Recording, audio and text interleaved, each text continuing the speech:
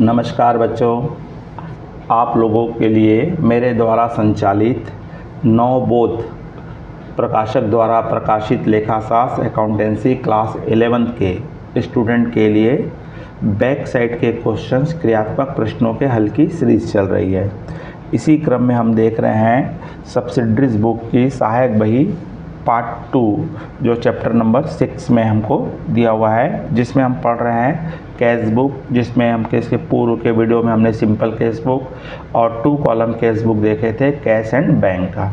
आज हम देखेंगे क्वेश्चन नंबर 5 में, जिसमें कैश और डिस्काउंट को लेकर के बनाया गया है। तो कैश और डिस्काउंट किस प्रकार से बनेगा आज हम इस प्रॉब्लम में देखेंगे। अगर बच्चों आप इस चैनल में नए हैं या पहली बार देख रहे हैं तो तत्काल इस चैनल को सब्सक्राइब कर दीजिए, आइकॉन बेल को पुश कर दीजिए, जिससे कि आपको आने वाले वीडियो की सूचना प्राप्त हो सके। चलिए देखते हैं क्वेश्चन नंबर हमारा 5 है, क्या कह रहा है हमको इसमें। तो क्वेश्चन नंबर 5 है, राकेश के निम्नलिखित व्यवहारों को कैश और डिस्काउंट के कॉलम में दर्ज कीजिए। तो इसका कॉलम जो बनेगा बच्चों आपका 2 कॉलम कैश बुक है। बस यहाँ पे जहाँ कैश और बैंक बना रहे थे तो कैश और आप बैंक लिख रहे थे, यहाँ पे डिस्काउंट और कैश लिखेंगे। फ़र्क यही है, बाकी कॉलम हमारा पूरा सेम है। इसके पूर्व के वीडियो हमने देख चुके हैं। तो सबसे पहले हम देखते हैं कि क्या कह रहा है प्रश्न में। सबसे पहले कहता है राकेश के निम्नलिखित व्यवहारों को कैश एंड डिस्काउंट के 2 कॉलम कैश बुक में दर्ज कीजिए। 2000 बोला हुआ है, सन दिया है 2000, आपको दिसंबर बोला हुआ है, 1 दिसंबर को बोलता है कैश इन हैंड दिया हुआ है। तो सबसे पहले आपका कैश इन हैंड क्या आ जाता है, टू बैलेंस ब्रॉट डाउन कर लेंगे और कैश के कॉलम में लिखेंगे 4600। उसके बाद बोलता है 2 तारीख को बोलता है हमको यहाँ पे परचेज गुड्स, माल क्रय किया। जब माल क्रय करेंगे तो हमारे पास से पैसा जाएगा, तो इसलिए दिसंबर को आपका कहाँ जाएगा, 2 दिसंबर को क्रेडिट में आएगा। बाई परचेज अकाउंट लिखेंगे और अमाउंट्स के कॉलम में कितने का ख़रीदा उसने, 1000 रुपये का माल उसने परचेज किया है। तो क्रेडिट साइड में कितना आ जाएगा आपका, इसका 1000 आ जाएगा। 3 तारीख को बोलता है माल बेचा और चेक से मिला है। माल बेचे हैं और चेक से जब मिलता है तो हम उसको ऑर्डिनरी चेक रहता है तो उसको ऑलरेडी कैश मानते हैं। तो डेबिट में आएगा सेल्स अकाउंट आ जाएगा और कैश के कॉलम में आ जाएगा आपका 2500 रुपये, 2500 रुपये। उसके पश्चात आपको बोल रहा है 5 तारीख को 3 दिसंबर को प्राप्त चेक को बैंक में भेजे हैं। तो हमने चेक को बैंक में भेजते हैं तो उसको ऑर्डिनरी कैश ही मानते हैं, तो बैंक अकाउंट DR2 कैश होता है। इसलिए इसके क्रेडिट साइड में आपका आ जाएगा 5 तारीख को बाई बैंक अकाउंट और बैंक में आप जमा कर रहे हैं कितना, 2500 रुपये आपने जमा कर दिए। तो इस तरह से आपका कहाँ आएगा, क्रेडिट साइड में बैंक अकाउंट में आ जाएगा। अगला बोलता है 7 तारीख को बोलता है पुराने अखबारों का विक्रय किया है, सेल ऑफ ओल्ड न्यूज़पेपर। तो तारीख है आपकी 7 तारीख को, ओल्ड न्यूज़पेपर बेच रहा है।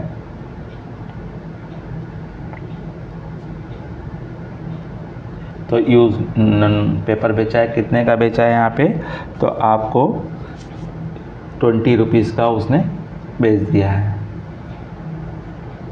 उसके पश्चात हमको बोल रहा है 15 तारीख को बैंक से निकालें। अगर आप बैंक से पैसा निकालोगे तो आपके पास क्या आएगा, पैसा आएगा, तो टू बैंक आ जाएगा और कैश के कॉलम में हम राशि लिखेंगे कितना निकाला है, बैंक से निकाला है 400 रुपीज़, 400 रुपये। तो बैंक से कितना निकाला है इसने, 400 रुपये निकाला है।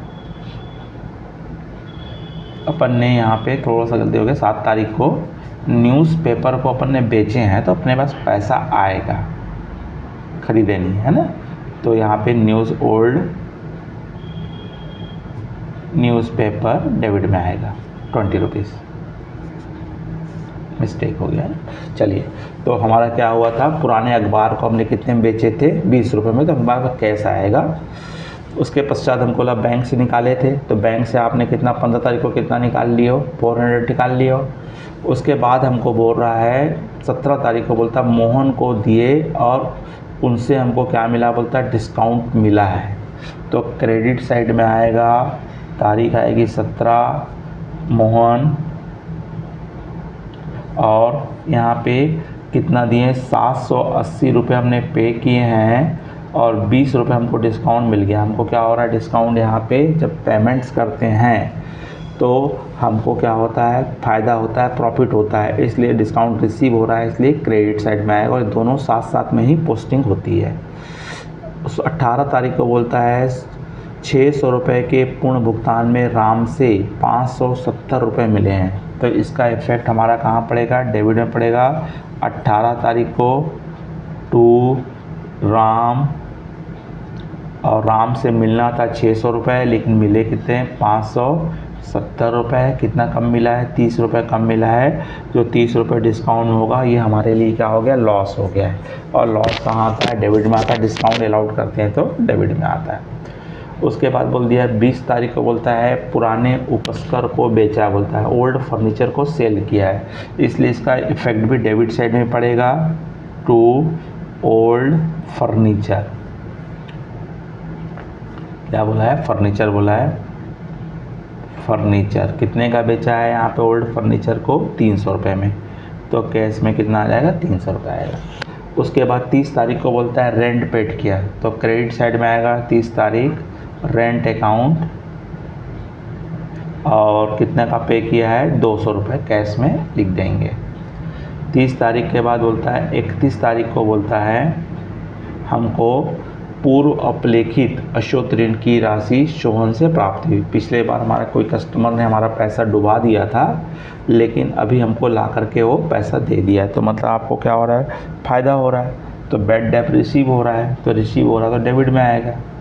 31 तारीख को बैड डेब्ट्स रिसीव, तो बैड डेब रिसीव हुआ है आपको 150 रुपये। उसके पश्चात हमको बोलता है 31 तारीख को विकास से चेक मिला जिसे बैंक नहीं भेजा गया है। तो हमको विकास से जो चेक मिला है तो उसको जनरली जैसे ही हमको चेक मिलता है उसको हम कैश के रूप में ही लेते हैं, तो कैश के रूप में हम डेबिट साइड में ले लेंगे। 31 तारीख को विकास, और कितने का चेक है 140 रुपये का, और जिस समय भी हम जमा करेंगे तो इसकी हम काउंटर एंट्री पास करेंगे। फ़िलहाल इसने जमा नहीं किया, अगर उसी दिन जमा कर दिया होता तो यहाँ पे इसकी पोस्टिंग नहीं होती। तो बच्चों इस तरह से आपका सभी आइटम की पोस्टिंग हो गई है। अब इसका हम क्या निकालेंगे, बैलेंस निकालेंगे, और बैलेंस निकाल करके डिफरेंस निकाला जाएगा। तो सबसे पहले हम इसका कैश का डेबिट साइड में हमारा आइटम्स क्या बता रहा है, ज़्यादा बता रहा है, तो डेबिट साइड का हम टोटल क्या कर लेंगे, पहले कर लेंगे, और उसमें से क्रेडिट के टोटल करके माइनस करेंगे। तो डेबिट का आइटम का टोटल करोगे, पहला आइटम है 4600 है प्लस 2500 आपका plus 2500 plus 400 plus 20 rupees plus 570 plus 300 plus 150 और प्लस 140। तो इस तरह से डेबिट में हमारा टोटल आ रहा है 8680। अब क्रेडिट का टोटल कर लीजिए, तो क्रेडिट का टोटल आ रहा है 1000 प्लस 2500 2500 प्लस 780 और प्लस 200, तो इसका टोटल आ रहा है 4480, और डेबिट का टोटल आया था 8680। तो इसको घटा देंगे 8680 में से, तो अब इसका घटने के बाद आ रहा है 4200 रुपये। तो क्रेडिट साइड में कम आ रहा है 4200 रुपये, और टोटल आ जाएगा 8680 रुपये। और जो आया है उस डिफरेंस को यहाँ पे कौन सा महीना है, दिसंबर है, 31 तारीख का होता है, तो यहाँ लिख देंगे बाई बैलेंस शीट। और इसका डिस्काउंट का केवल टोटल किया जाता है, तो डेबिट में टोटल 30 रुपये आ रहा है और क्रेडिट में टोटल 20 रुपये आ रहा है। इसका बैलेंस नहीं निकाला जाता है। और नेक्स्ट मंथ के 1 तारीख को आप ट्रांसफ़र कर दीजिए, तो 1 जनवरी 2001 को क्या हो जाएगा, टू बैलेंस ब्रॉट डाउन। कितना आ जाएगा बैलेंस ब्रॉट डाउन, 4200। ठीक, तो इस प्रकार से बच्चों इसका हमारा प्रॉब्लम सॉल्व होगा। अगर आपको प्रॉब्लम समझ में आया होगा तो लाइक कीजिए, अधिक से अधिक अपने मित्र साथियों को शेयर कीजिए। अगर किसी भी प्रकार का प्रॉब्लम है, समस्या है, तो आप कमेंट्स बॉक्स में जा कर के आप अपनी समस्या को बता सकते हैं। नमस्कार, जय हिंद, जय भारत।